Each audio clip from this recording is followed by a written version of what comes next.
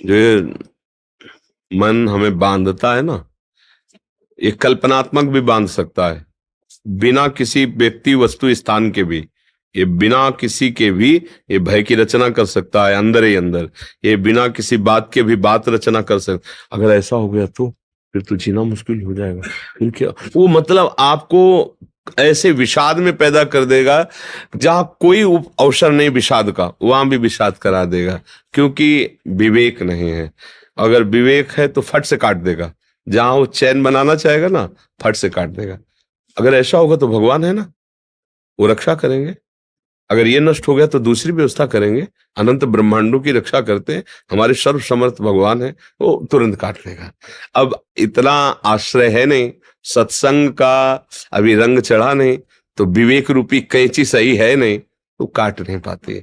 अगर विवेक एक क्षण में कट जाएगा, कोई कोई घंटा में काट पाता है, कोई दिन में, कोई जीवन भर बनाए रखता है। ये वही आदमी है जिसने मुझे गाली दिया था, जीवन भर बनाए रखता है, और कोई एक सेकंड में काट दिया। ना ना, इसका कोई दोष नहीं है। मेरे किसी अवगुणों का सुधार करने के लिए, पाप का नाश करने के लिए भगवान इसे प्रेरित करके गालियां दिला रहे हैं। मंगल भवन है, जो कर रहे हैं अच्छा है प्रभु, निकल। विवेक ने क्या किया?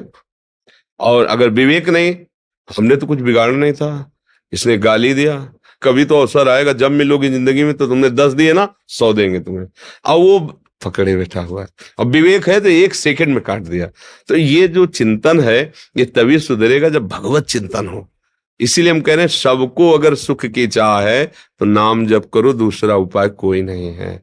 ये तुम्हारे किसी के आशीर्वाद से, फल फूल देने से, जंतुर मंतुर बांधने से कुछ नहीं। राधा राधा राधा राधा, अच्छे आचरण करो। कोई भी तुम्हारे साथ जो प्रतिकूल व्यवहार कर रहा है, तो भगवान देख रहा है। जहां तक हो तहां तक अपनी बुद्धि से उससे बचने का उपाय करो। नहीं है तो ऐसे हो जाओ, हे भगवान आप देख लो, हम तो असमर्थ हैं, तो बहुत समर्थ हैं, वो सब देख लेंगे। भय क्यों करना है? अगर हम भय करते रहेंगे तो इसका मतलब भगवान का आश्रय नहीं है। भगवान के आश्रित में निर्भयता बढ़ती है कि यार हम अकेले जा रहे हैं, अगर कोई मिला मारा तो वही भगवान है ना, हमारी रक्षा कर लेंगे। और निश्चित आपने विश्वास किया है, भगवान रक्षा कर लेंगे। अगर कोई भारी से भारी समस्या है, तो भगवान के लिए कोई समस्या है क्या? तो बस अगर भगवान का आपने आश्रय नहीं लिया, तो सब समस्या ही समस्या है। जिसको हम पति कहते हैं, प्राणप्रिय कहते हैं, वो ऐसी परिस्थितियों में उसकी बुद्धि हो जाती है कि अपने परिवार को जहर दे देता है। ऐसी परिस्थिति प्रकट हो जाती है कि जो प्रिय से प्रियजन है, वो संबंध विच्छेद कर लेते हैं। जिनके सहारे हमने जीवन काटने की कोशिश की, वही हमें छोड़ देते हैं। ये क्या है? फिर भय ही तो है ना।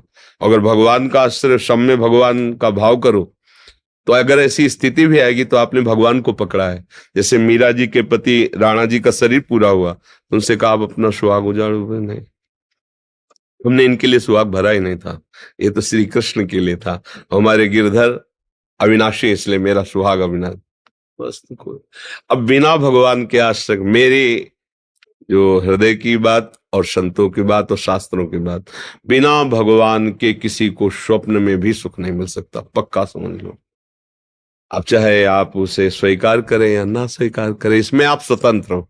भगवान ने भी आपको स्वतंत्र इस विषय में किया है। अगर आप स्वीकार करो तो ठीक है, ना स्वीकार करो तो दूसरा भी भाग है, वो तो स्वीकार करना ही होगा। अधर्म आचरण करोगे, उसका दंड मिलेगा आपको।